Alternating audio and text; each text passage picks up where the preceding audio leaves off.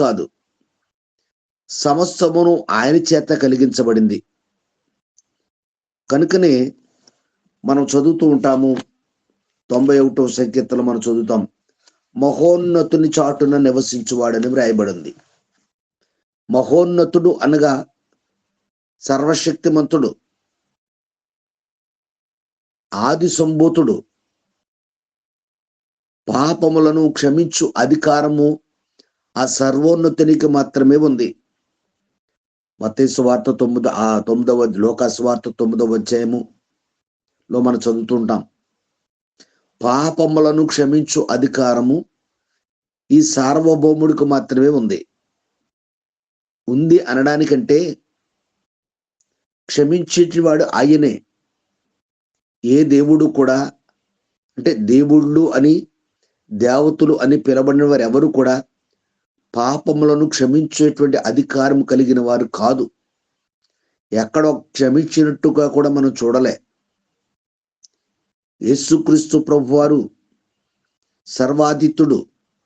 అందుకే యోబు గ్రంథకర్త అంటాడు 8వ అధ్యాయం 5వ వచనంలో, సర్వశక్తుడగు దేవుని జాగ్రత్తగా బ్రతిమాలమంటాడు. అక్కడ సర్వశక్తుడగు దేవుడు అంటే సార్వభౌముడైన దేవుడు భూమిని ఆకాశమును సృజించినటువంటి వాడు, భూమి ఆకాశములను సృజించినటువంటి వాడు సర్వశక్తిమంతుడు. ఇంకనే ఆయనకు ముందు కానీ ఆయనకు వెనక కానీ ఇక ఎవరు కూడా అటువంటి అధికారం కలిగిన వారు లేరు.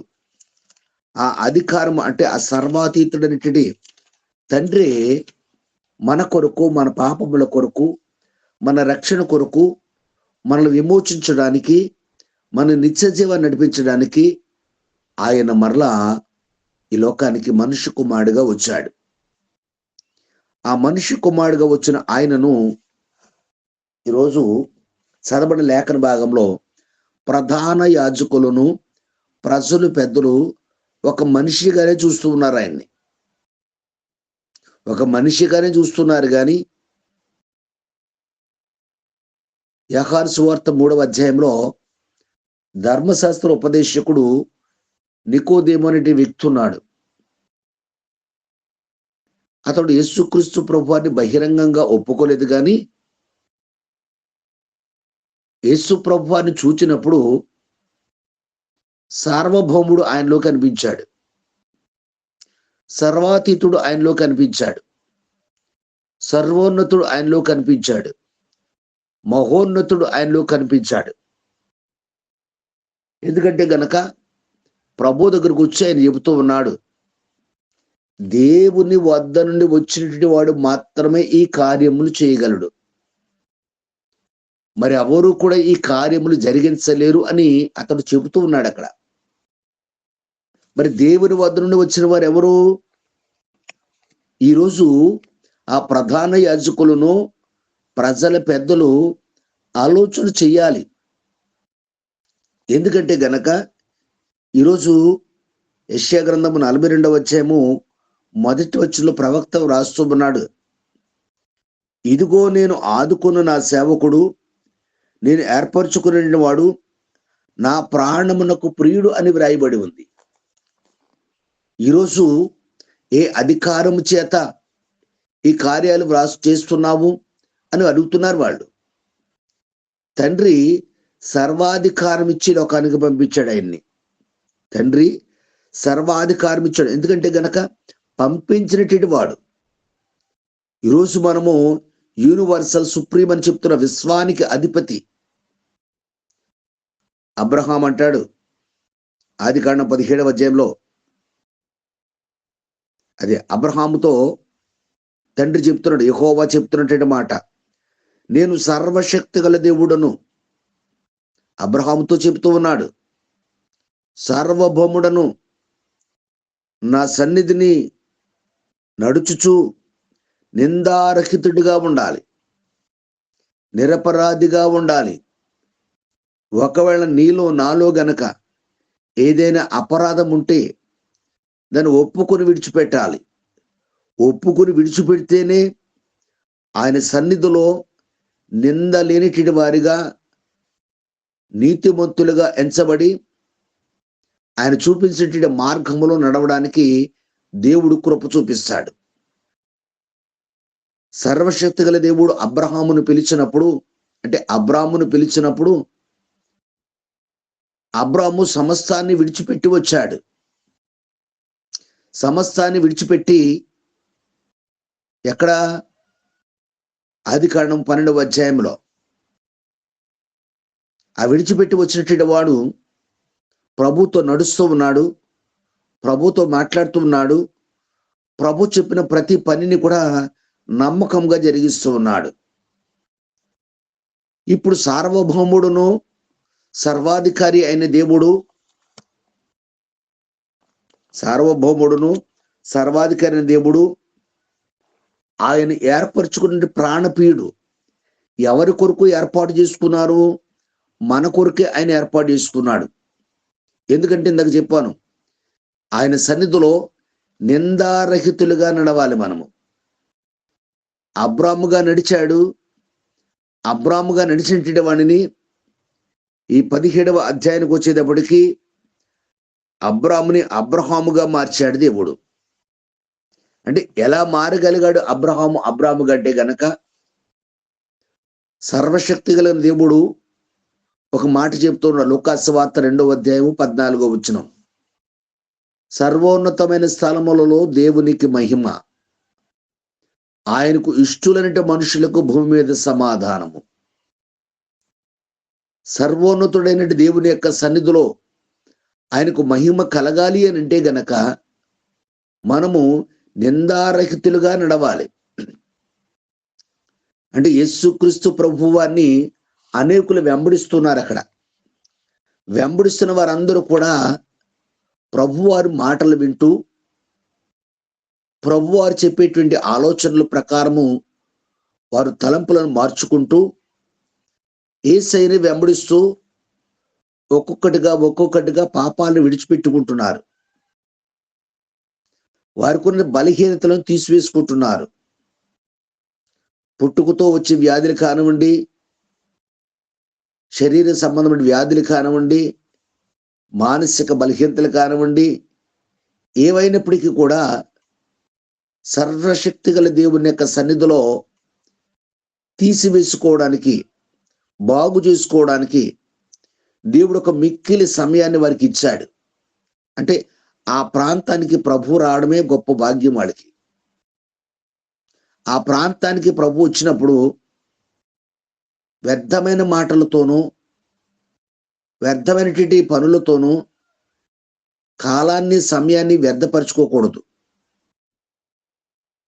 వాక్యం చెబుతుంది ఇది మిక్కిలి అనుకూల సమయము. మిక్కిలి అనుకూల సమయం అంటే ఇది వసంత కాలము.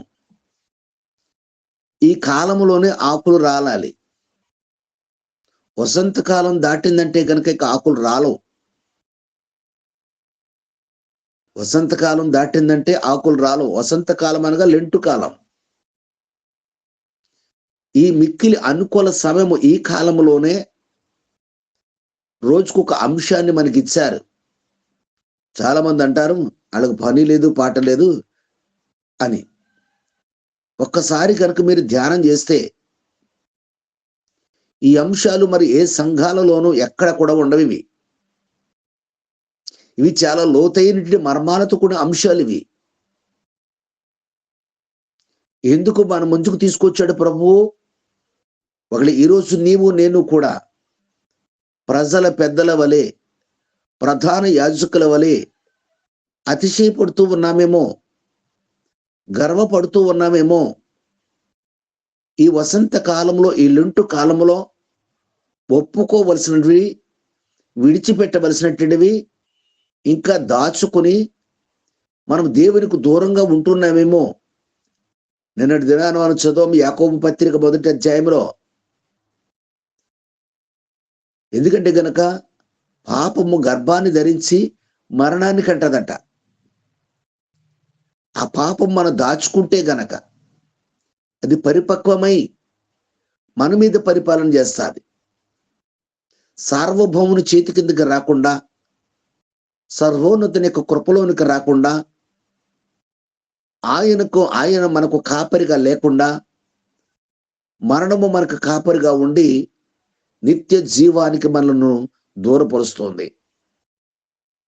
ప్రధాన యాజకులను ప్రజల పెద్దలను ప్రభువుని అడుగుతున్నారు, ఏ అధికారము చేతనివి కార్యం చేస్తున్నావు? ఆయనకి ఇచ్చిన అధికారము గొప్పది. ఆయన అధికారాన్ని ఒకసారి మనం జ్ఞాపకం చేసుకుంటే గనక, ఆయనకి ఇచ్చిన అధికారం ఎటువంటిది? ప్రతి చీకటి శక్తులను, ప్రతి అంధకార శక్తులను గద్దించి లయపరిచేటువంటి అధికారం ఆయనది. ఈరోజు అనేక చోట్ల మనం చూస్తున్నాం స్వస్థతలు స్వస్థతలు స్వస్థతలు స్వస్థతలు. కానీ ప్రభువారు ఇటువంటి స్వస్థత జరిగించలేదు. ఆయన స్వస్థత అనేటువంటిది ఆయన దగ్గర ఉంది. అందుకంటాడు, నేను స్వస్థపరచు యెహోవాను నేనే. సార్వభౌముడు సెలవిస్తున్నాడు, సుప్రీం సెలవిస్తున్నాడు, సర్వోన్నతుడు సెలవిస్తున్నాడు. ఆ గొప్ప భాగ్యము, ఆ సంపూర్ణ విడుదల, పాప క్షమాపణ నువ్వు పొందుకోవాలంటే గనక మహోన్నతుని చాటుకు రావాలి నువ్వు. 91వ సంకీర్తన మనం చదువుతున్నాం. మహోన్నతుని చాటున. ఇప్పుడు ఎక్కడున్నాడు మహోన్నతుడు? ఇప్పుడు ఎక్కడున్నాడు? నీ కొరకు నా కొరకు కల్వరి కొండ మీద 3 మేకలతో 5 గాయాలతో భూమి ఎలా ఉందో సొగసైనను రూపమైనను లేకుండా నీ కొరకు నా కొరకు వేలాడుతూ కల్వరి శిలువలో ఒక మాట చెప్తూ ఉన్నాడు. సార్వభౌముడే ఆ సమయంలో వేడుకుంటే, ఆ సమయంలో ప్రార్థిస్తే, తండ్రి ఒక సమూహాన్ని పంపిస్తే రెప్పపాటులో నాశనం చేయగల శక్తివంతుడైన మనలను. అయినప్పటికీ కూడా యోహాను సువార్త 13వ అధ్యాయంలో చెప్పినట్లుగా ఆయన కొనుపోబడిన దినాలు సమీపించినప్పుడు తన వారిని అందరినీ అంతము వరకు ప్రేమించునని వ్రాయబడి ఉంది. తన వారు అనగా ప్రధాన యాజకులను, ప్రజల పెద్దలంటే ఒకళ్ళ మనస్సు ఆలోచనలు ఈరోజు నీలో ఉండుంటే, నాలో ఉండుంటే గనక ఆ ప్రేమ మనకు కావాలి. ఈరోజు ఆ ధన్యత మనం పొందుకోవాలి. ఈరోజు యుగ సంబంధమైన దేవత ప్రధాన యాజకులకును, ప్రజల పెద్దలకును, పరిసయ్యులకును, శాస్త్రులకును గ్రుడ్డితనాన్ని కలుగజేసింది గనక వారు విలువైన పాత్రలుగా దేవుడు వారిని ఏర్పాటు చేసుకున్నప్పుడు ఆ పాత్రలు వెలపట మాత్రమే శుద్ధి చేస్తున్నారు. అంతరంగం కుళ్ళిపోయినటువంటి సమాధి వలె, తెరచిన సమాధి వలె ఉంది అని వాక్యం చెబుతోంది. ఒకడు ఈరోజు నీవు నేను కూడా ఇల్లింటు ధ్యానాలలో 4 రోజులు గడిచిపోయినాయి. 5వ రోజు ప్రభు మాట్లాడుతున్నాడు. సార్వభౌముడు, సర్వాధికారి, సృష్టికర్త, సర్వోన్నతుడు మాట్లాడుతూ ఉన్నాడు. ఇంకా నీలో నాలో దాచబడింది ఏదైనా ఉంటే గనక, మరుగైంది ఏదైనా ఉంటే గనక ఒప్పుకుని విడిచిపెడదాం. ప్రభు కనికరాన్ని పొందుకుందాం. మరి ఏ కాలంలో కూడా ఆకులు రాలవు. ఏ కాలంలో ఆకులు రాలుతున్నాయంటే గనక ఆ చెట్టుకి ఏదైనా చీడపట్టి ఉండాలి, వాతావరణ పరిస్థితులు బారుండాలి, ప్రకృతి సంబంధం బీభత్సమైన వచ్చి ఉండాలి. కానీ వసంత కాలంలో ఆకులు రాలుతున్నాయంటే గనక దానికి నూతన ఉత్తేజాన్ని, పూర్వ వైభవాన్ని, ఫలించే స్థితిలోనికి ప్రభు తీసుకురాబోతున్నాడు. కనుక ప్రభునందు ప్రియులారా, ఈ 2026 సంవత్సరం మరొక ధ్యాన కూడికలలో ఓ శ్రేష్టమైనటువంటి సమయాన్ని ప్రభు మన ముందుంచాడు. ఈ సమయంలో మనము కూడా ఆకులు రాలితేనే ఆ చెట్టు బెరడ పగులుతుంది. ఆ చెట్టు బెరడ పగిలితేనే అందులోంచి అంకురం వస్తుంది. మన పాపాలు విడిచిపెట్టకుండా హృదయం పగలడం అసాధ్యం. పాపాలు ఒప్పుకోకుండా హృదయాన్ని దేవునికి ఇవ్వడం అసాధ్యం. దావీదు అంటున్నాడు 119వ సంకీర్తనలో, ప్రభువా, దేవా, సర్వోన్నతుడా, సార్వభౌముడా, నీ ఎదుట నేను పాపము చేయకుండానట్లు ఎప్పుడు గద్దించబడ్డాడు, హెచ్చరించబడ్డాడు. ఇది వసంతకాలము దావీదు, వసంతకాలం ఇది. ఈ వసంతకాలంలో ఏం చేయాలి? ఎండిన ఆకులు రాలిపోవాలి. ఎండిన ఆకులంటే గనక అది దేనికి ప్రయోజనం కానిది ఎండిన ఆకు. నీలో నాలో ఉన్నటువంటి పాపపు తలంపులు, ఆలోచనలు ఆత్మీయ జీవితానికి ఆటంకంగా ఉండి నిత్య జీవానికి నిన్ను నడిపించడానికి, నువ్వు వెళ్ళడానికి ఆటంకపరుస్తూ ఉన్నాయి. సువార్త వినడానికి ఆటంకపరుస్తున్నాయి. ప్రభు సందులో కొంచెం సేపు ఆలోచించి ఆయన మాటలు వినడానికి ఆటంకం కలిగిస్తున్నాయి. ఒకవేళ నువ్వు ఆయన మాటలు వినాలన్నా, 40 దినాలు ప్రభుతో గడపాలన్నా, అనుదినము వాక్యం చేత ఉదక స్నానం చేయబడాలన్నా, పాపపు తలంపులు, ఆలోచనని రాల్చబడాలి, తీసివేసుకోవాలి, ఒప్పుకొని విడిచిపెట్టాలి. ఒక ఆయన ఒప్పుకున్నాడు, నేను పూర్వము దూషకుడను, హింసకుడను, హానికరుడను. ఇప్పుడైతే ఆయన తన పని కొరకు నమ్మకమైన వానిగా నన్ను ఎంచి పిలిచాడని పౌలు గారు చెప్తున్నాడు. ఎవరినిచ్చాడు నమ్మకంగా? దుర్మార్గుడు అంటున్నావు నువ్వు, నేను కూడా. దుష్టుడు అంటున్నాం మనం, క్రూరుడు అంటున్నాం మనం, అజ్ఞాని అంటున్నాం మనం, పాపి అంటున్నాం మనం సౌలుని. అంటే అప్పటి పరిస్థితులను బట్టి. కానీ ప్రభువు పై రూపాన్ని చూడట్లే, అంతరంగాన్ని చూస్తున్నాడు. ఈరోజు నీవు నేను కూడా సిలువను చూస్తున్నాం ప్రతిరోజు, కానీ సిలువ అంతరంగాన్ని చూడాలి. ఏముంది అంతరంగంలో? జీవజలం ఉంది. ప్రభు వారు చెప్పారు, అరణ్యములో వారు నడుస్తున్నప్పుడు అలసట చెందారు, నీళ్లు లేవు వారికి, సణుక్కుంటున్నారు వాళ్ళు. మోషే మీద సణుక్కుంటాడు. మోషే కూడా చిరాకు వచ్చేసింది. ఏమిటి ప్రభు ఇది అని మరలా మోషే ప్రార్థన చేశాడు. మోషేకు దేవుడు బండను చూపించాడు. అది వాడు చూసినప్పుడు బండలాగానే ఉంది. చాలా పర్యాలు చూసి ఉండొచ్చు ఆ బండని. ఎంతో మంది ఆ బండను దాటి వెళ్ళిపోయి ఉండొచ్చు.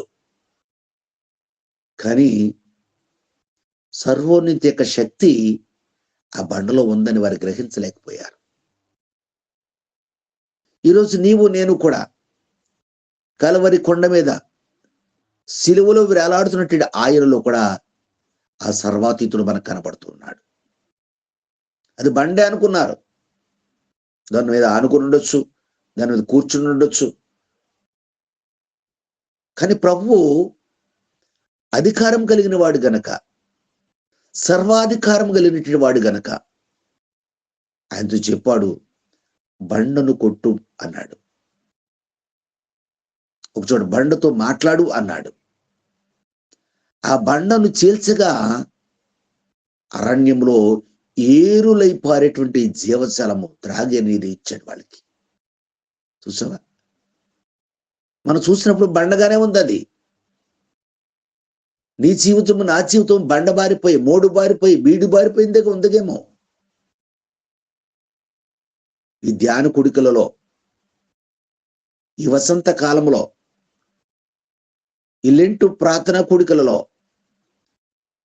నీవు నన్ను నేను దేవునికి సమర్పించుకుంటే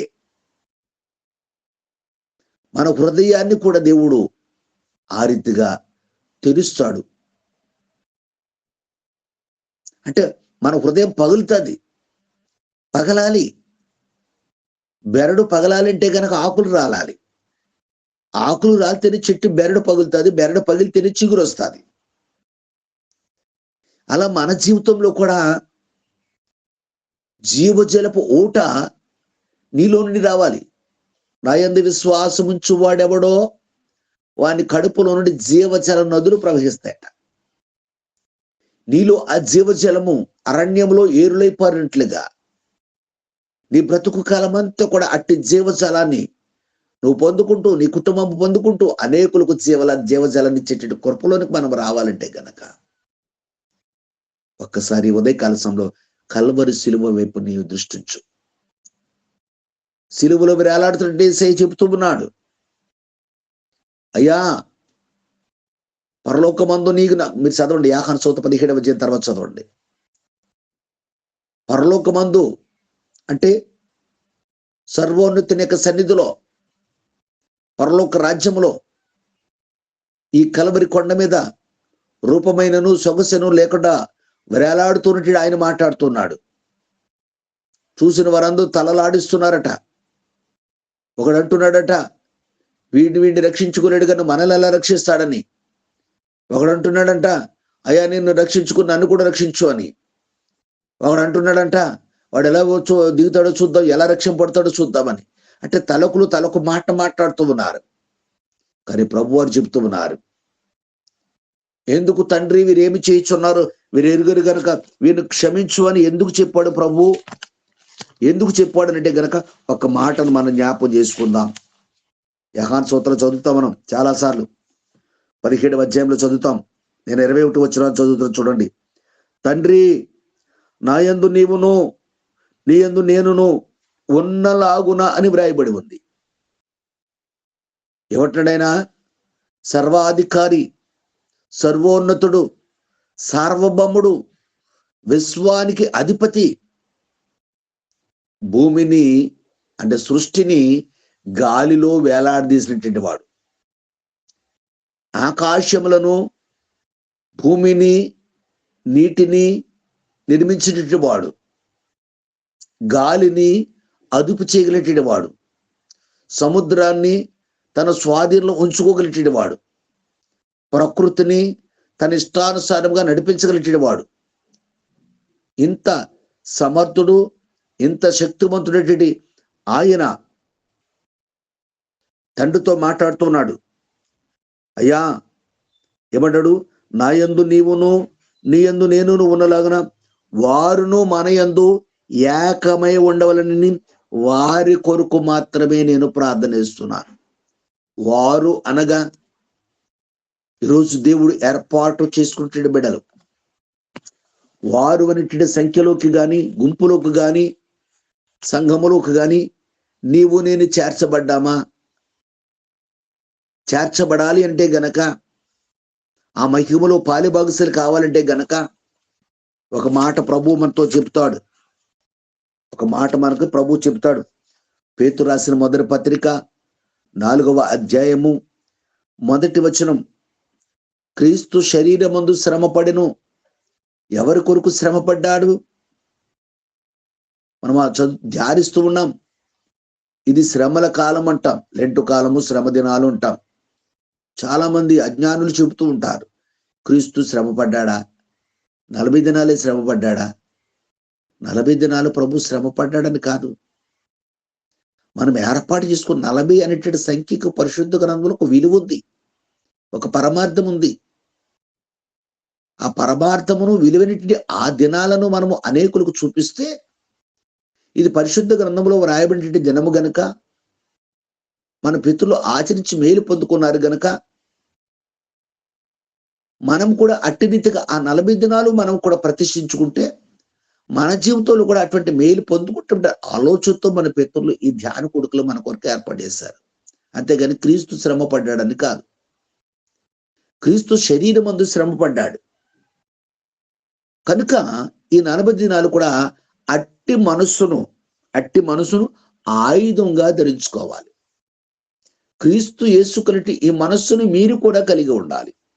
ఫిలిప్పీయులకు రాసిన పత్రిక 2వ అధ్యాయంలో క్రీస్తు యేసు కలిగిన మనస్సు ఏమిటంటే గనక, ఆయన ధనవంతుడయ్యుండి, ఐశ్వర్యవంతుడయ్యింది, దేవుని స్వరూపమయ్యుండి, మనిషిని పోలికగా పుట్టి, దాసుని స్వరూపాన్ని ధరించుకొని, తన్ను తాను తగ్గించుకుని రిక్తునిగా నీ కొరకు నా కొరకు అధికారమునటువంటి ఆయన శరీరమందు శ్రమను అనుభవించాడు.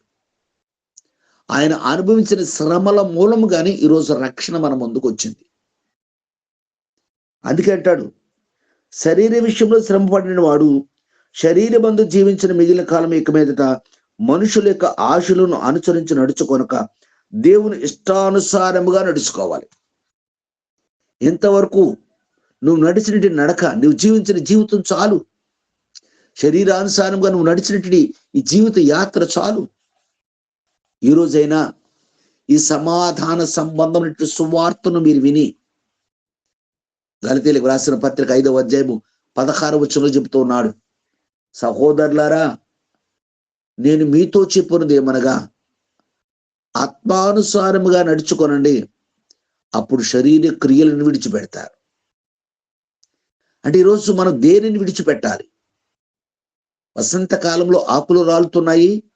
ఈ ధ్యాన కొడుకులలో, ఈ యొక్క శ్రమ కాలాలలో, ఈ యొక్క 40 దినాల ధ్యాన కొడుకులో మనం కూడా కొన్ని విడిచిపెట్టాలి. విడిచిపెట్టాలంటే గనక ప్రభు చేత మనం హెచ్చరించబడాలి, గద్దించబడాలి. నాతాను వచ్చి చెప్పాడు. ఎలా చెప్పాడు నాతాను? ఎలా చెబితే వింటాడో, ఎవరు చెబితే వింటాడో సర్వాధికారికి తెలుసు, సార్వభౌముడికి తెలుసు. ఆయన పంపించాడు, నాతానుని పంపించాడు. చక్కని మాటలు చెప్పాడు నాతాను. హృదయానికి హత్తుకునేలా చెప్పాడు, భద్రపరుచుకునేలా చెప్పాడు, నెమరు వేసుకునేలాగా చెప్పాడు. వెంటనే నాతాను చెప్పినటువంటి మాట, నాతాను చెప్పినటువంటి ఉపమానము, నేను చేసినటువంటి అతిక్రమమును, నేను చేసిన పాపాన్ని ప్రభు నాకు చూపించాడు. అక్కడ అనుకున్నాడు దావీదు, యాహాను సువార్త 3వ అధ్యాయం 19వ వచనంలో సెలవిచ్చినట్టుగా, వెలుగు లోకంలోనికి వచ్చింది, మీ క్రియలు చెడ్డమైనందున మీరు వెలుగునందుకు రాలేకపోతున్నారు. తన క్రియలు మార్చుకున్నాడు, ఆలోచన మార్చుకున్నాడు, తలంపులు మార్చుకున్నాడు, నడక మార్చుకున్నాడు. నిందారహితుడిగా అబ్రహాం ఎలాగైతే నడిచాడో అలా నడవాలనుకున్నాడు దావీదు. వెంటనే ప్రభుతో చెప్పాడు, ప్రభువా, సర్వాధికారమైన దేవుడా, సర్వోన్నతుడా, ఇస్సోపుతో నన్ను బాగుగా కడుగుమన్నాడు. ఏమన్నాడు? నేను ముగిస్తాను. ఇస్సోపుతో నన్ను బాగా కడగమన్నాడు. శుభ్రంగా నడినెత్తి మొదలుకు నడికారు వరకు పరిశుద్ధపరిచి, పవిత్రపరిచి దావీదుతో చెప్పాడు, దావీదా, ఇక మీదట పాడి గొర్రెలను వెంబడించడం మానేసి ఇశ్రాయేలు ప్రజలంటి నా గొర్రెలను వెంబడించడం ప్రారంభించు అన్నాడు. ఆ దినాన్న వెనక ఉన్నటువంటి మరిచి ముందున దాని కొరకు ప్రయాసపడ్డాడు. ఎక్కలేని ఎత్తైనటి కొండ మీదకి దావీదుని దేవుడు ఎక్కించాడు. ఈరోజు ప్రభువారు మనతో చెప్తూ ఉన్నారు. యోహాను సువార్త, అది మొదటి యోహాను పత్రిక మొదటి అధ్యాయము 7వ వచనాన్ని నేను చదువుతున్నాను. అయితే ఆయన వెలుగులో ఉన్న ప్రకారము మనమును వెలుగులో నడిచిన ఎడల మనము అన్యోన్య సహవాసము గలవారమై ఉందుము. అప్పుడు ఆయన కుమారుడు యేసు రక్తము ప్రతి పాపము నుండి మనలను పవిత్రపరుస్తుంది. సార్వభౌముడు, సర్వోన్నతుడు, సర్వాధికారి చెబుతూ ఉన్నాడు. ఏమని చెప్తున్నాడట? అయితే ఆయన వెలుగులో ఉన్న ప్రకారం, ఆయన వెలుగులో ఉన్నాడు, వెలుగు లోకంలోనికి వచ్చింది, కానీ మీ క్రియలు చెడ్డమైనందున ఇంకా మీరు చీకట్లోనే ఉన్నారు.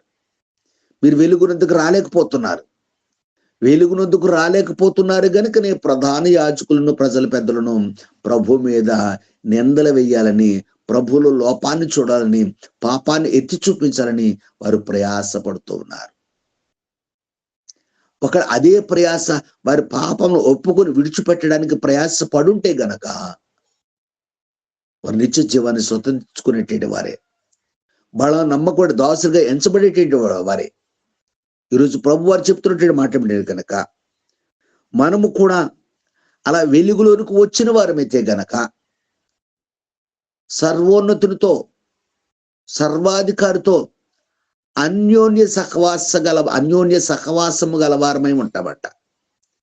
అంటే నేనుండు చోట మీరు ఉండాలి, నా మహిమలో మీరు పాలుభాగస్తులు కావాలి, నా సింహాసనం ప్రకారం మీరు కూడా సింహాసనం కూర్చోవాలి. యోహాను సువార్త 17వ అధ్యాయం మనం చదువు, అధ్యాయం అంతా మీరు చదవని తర్వాత అన్యోన్య సహవాసం గలవారము. ఆ అన్యోన్య సహవాస ఆశీర్వాదము ఇప్పుడు ఈ రోజే వచ్చింది కాదది. ఈ యొక్క యోహాను పత్రిక వ్రాసేటప్పుడు వచ్చింది కాదది. ఎందుకంటే కనుక జగత్తు పునాది వేయబడక మునిపే క్రీస్తు తన ప్రేమలో మనను ఏర్పాటు చేసుకున్నాడని ఎఫెసీ గ్రంథకర్త 1:6 చెప్తూ ఉన్నాడు. జగత్తు పునాది వేయబడక మునిపే సర్వోన్నతుడు నిన్ను నన్ను ఏర్పాటు చేసుకున్నాడు. కపెర్నహూములో శతాధిపతి ఉన్నాడు. ఆయన అధికారం కలిగించిన వాడే. కానీ ఆ అధికారము ప్రభు సందులో యోగ్యతను కనబరచులేకుండా చేసింది. ఆయన అంటున్నాడు, నేను యోగ్యత లేనిటువంటి వాడిని. అధికారం ఉంది, ఏమి యోగ్యత లేదు? ప్రభు వైపు చూచే యోగ్యత లేదు, ఆయనతో నడిచే యోగ్యత లేదు, ఆయన రాజ్యాన్ని స్వతంత్రించుకునే యోగ్యత లేదు. ఒకవేళ నీకు నాకు అట్టి యోగ్యత లేని వారిగా ఉన్నామేమో. ప్రభు అంటున్నాడు, 12 మంది శిష్యులకు అధికారం ఇచ్చి పంపిస్తున్నాడు. 12 మంది శిష్యులకు అధికారం ఇచ్చి పంపిస్తున్నాడు. ఏమని చెప్తున్నాడు? 12 మంది శిష్యులకి అధికారం ఇచ్చి పంపిస్తున్నాడు. ఏం చెప్పాడు వాళ్ళకి? 12 మందికి చెప్పి, ఇదిగో మీకు ఏమిస్తాడట? అధికారం ఇచ్చి పంపిస్తున్నాడు. మీరు చదవండి మత్తయి సువార్త 10వ అధ్యాయంలో. 12 మంది శిష్యులు అధికారం ఇచ్చి పంపిస్తూ అక్కడ అంటాడు 11వ వచనంలో, మీరు ఏ ఏ పట్టణంలోనైనాను గ్రామంలోనైనాను ప్రవేశించినప్పుడు అందులో ఎవడు యోగ్యుడో విచారణ చేసి ఆ ఇంటికి వెళ్ళండి అంటున్నాడు. ఈరోజు నువ్వు యోగ్యత ప్రభుకు చూపించాలంటే గనక ఈ వసంత కాలంలో నీ పాపములను ఒప్పుకొని విడిచిపెట్టాలి, నీ అతిక్రమాలను ఒప్పుకొని విడిచిపెట్టాలి. ఎందుకంటే గనక మనం ఈ లోకంలోనికి ఏమీ తీసుకురాలేదు, ఏమీ తీసుకువెళ్ళాం. ఆయన మార్గం మనకి ఇచ్చాడు, ఆయన జీవాన్ని మనకి ఇచ్చాడు, ఆయన రక్తాన్ని మన కొరకు చెందించాడు. ఆయనే మనవాడు. అందుకే అంటాడు, మహోన్నతుని చాటును నివసించేవాడే సర్వశక్తి నీడన విశ్రమిస్తాడు. సిలువ చాటుకి వెళితే గనక నెమ్మది దొరుకుతుంది, ఆశీర్వాదం దొరుకుతుంది. ఇంకా నువ్వు సిలువ చాటుకు రాకుండా లోకంలో తిరుగులాడుతూ ఉన్నావేమో, అటు ఇటు తిరుగులాడుతున్నావేమో, నీ వెనకే నీ ప్రక్కనే నీతోనే ఉంటూ వెలుగుదూత వేషం వేసుకుని గొర్రెకు బొచ్చు కప్పుకొని తోడేళ్ల స్వభావం కలిగి అపవాది నిన్ను మెరంగడానికి చూస్తుంది, నిన్ను నాశనం చేయడానికి చూస్తుంది, నిన్ను దేవుని రాజ్యానికి, దేవుని యొక్క వాక్యానికి, దేవుని సన్నిధికి, ప్రార్థనకి దూరంగా తీసుకెళ్లాలని చూస్తుంది. వెళ్ళాలి దూరంగా. ఎప్పుడు? దేవుని ఆత్మచేత. మీరు చదవండి మత్తయి సువార్త 4వ అధ్యాయం. యేసు ప్రభు అరణ్యంలోను శోధింపబడడానికి దేవుని ఆత్మ చేత శోధింపబడడానికి వెళ్ళాడు. అక్కడ అపవాది చేత శోధింపబడడానికి ఆత్మ కొనిపోయింది. అంటే దేవుని ఆత్మ మనం కలిగి ఉన్నప్పుడు ఎన్ని శోధనలు వచ్చినా తప్పించుకున్న మార్గం మనం ముందుంచాడు దేవుడు. ప్రార్థన.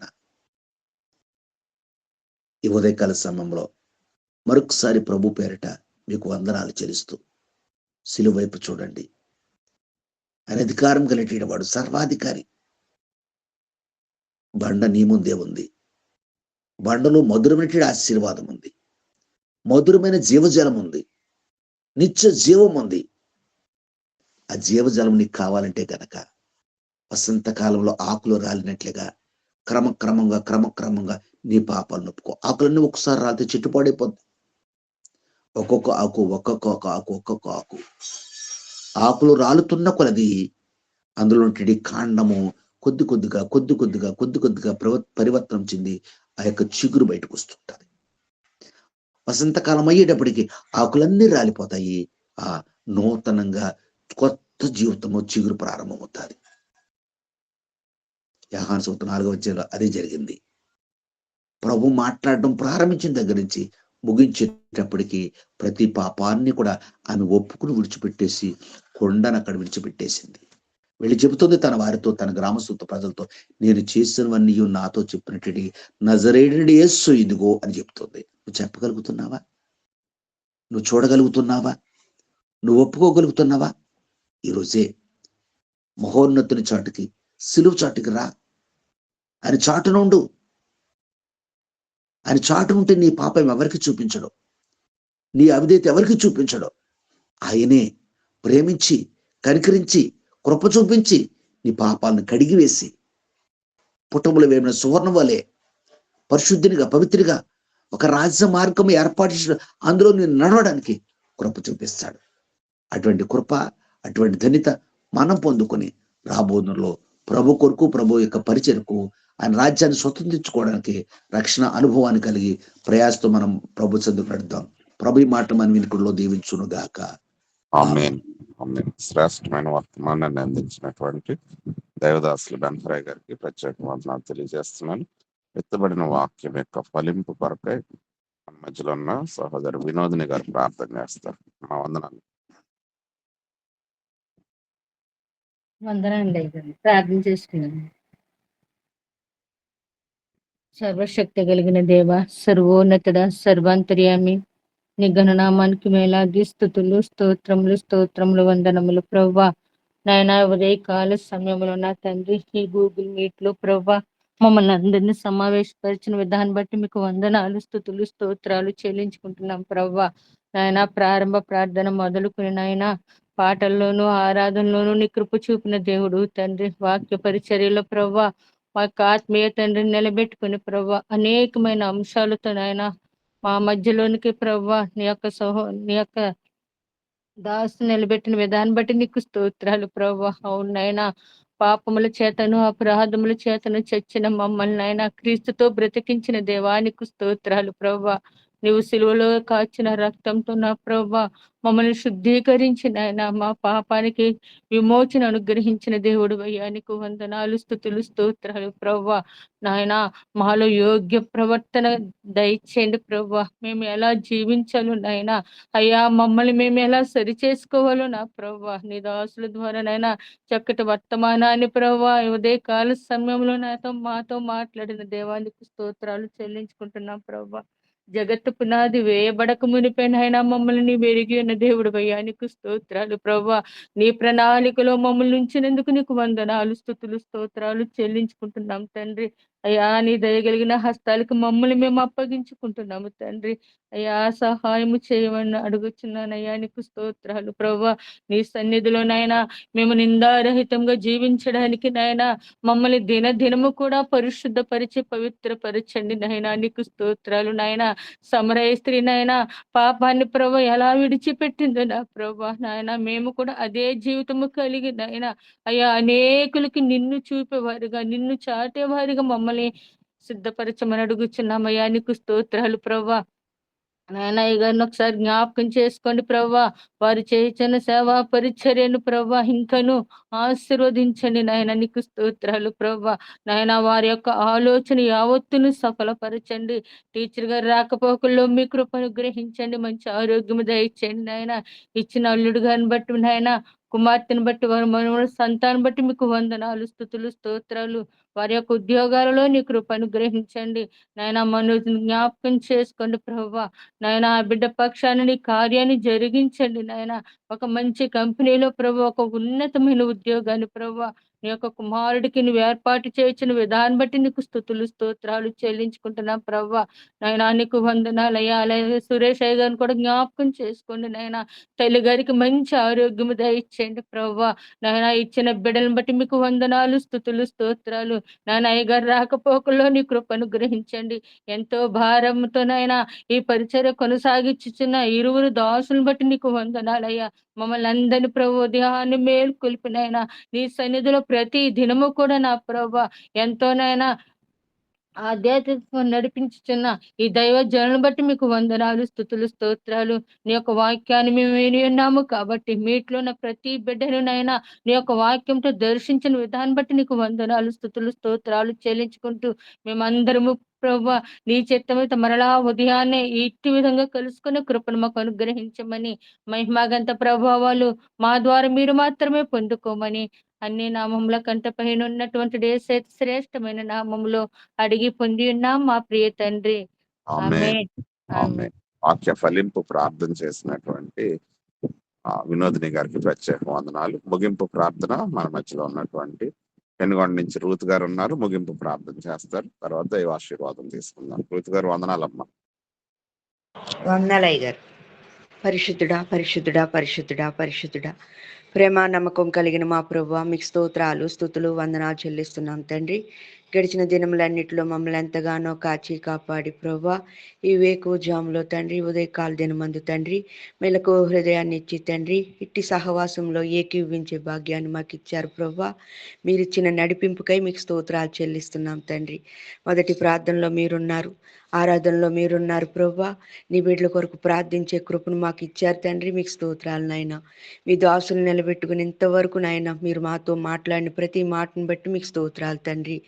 ఇగో నాయన లేంటి దినాల్లో ఉదయకాలం నైనా ఆనాడు మీరు 40 రోజులు ఉపవాసం ఉండి నాయన ఎలా అయితే నాయన అందరి కొరకు ప్రార్థించి ఉన్నారు ప్రభా. ఇగో ప్రభా మేము కూడా తండ్రి వేకువనే తండ్రి నైనా నీ పాదాల చెంతకు చేరి తండ్రి ప్రజలందరి కొరకు ప్రార్థించటానికి ప్రభా, పరిశుద్ధ లేఖనాలు నైనా పరిశోధించి తెలుసుకోవడానికి ప్రభా నైనా మీరు మాకు చూపిన కృపకై మీకు స్తోత్రాలు చెల్లిస్తున్నాం తండ్రి. విన్న వాటిని విడిచిపెట్టకుండా నైనా క్రియల్లో పెట్టడానికి, హృదయంలో భద్రపరచుకోవటానికి, వాటి ప్రకారం జీవించటానికి మీరు సహాయం చేయండి తండ్రి.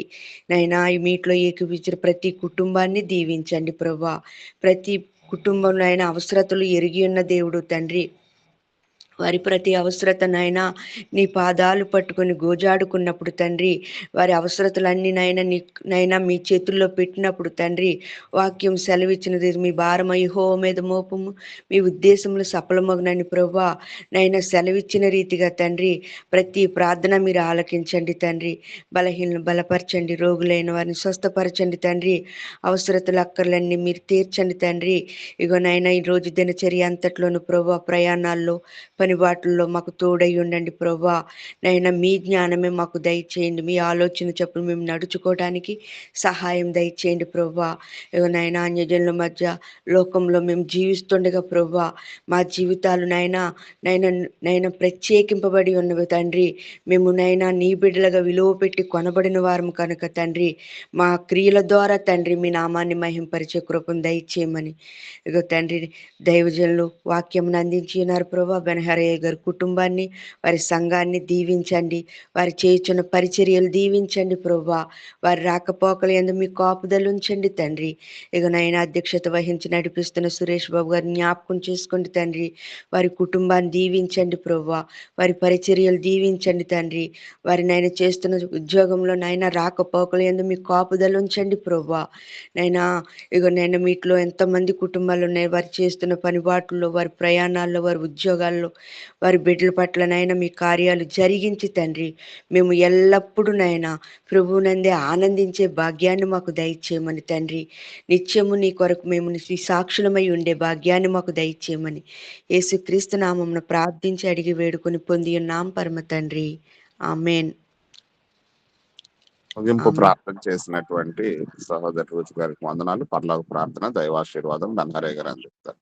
పరలోక మందన మా తండ్రి, మీ నామం పరిశుద్ధపరచబడిన కాక, మీ రాజ్యం వచ్చిన కాక, మీ చిత్తం పరలోక మందు నెరవేరినట్టు భూమి అందులో నెరవేరిన కాక, అందులో ఆహారం నేడు రుణస్థులు మేము క్షమించిన ప్రకారం మా ప్రార్థన క్షమించండి.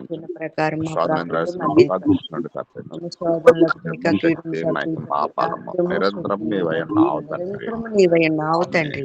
ఆమేన్. ఆమేన్. మన పరమ తండ్రి దేవుని ప్రేమ, కుమారుని యేసుక్రీస్తు వారి యొక్క కృప, పరిశుద్ధాత్మని అన్యోన్య సహవాసము సమాధానము తలవంచి ప్రార్థిస్తున్నాం అనుకును వెత్తబడిన వాక్యమునకును చేస్తున్న ప్రార్థనకు ఈరోజు మన దినచర్యంతటికి ప్రత్యేకంగా ఇంటర్మీడియట్ పరీక్షలు రాసిన బిడ్డలకును వారి పరీక్షలకును వారి విత్తూరితకును సదా ప్రభు తోడుగా ఉండి నడిపించును గాక. ఆమేన్. ఆమేన్. అందరికీ వందనాలండి. అందరికీ వందనాలు. వందనాలు.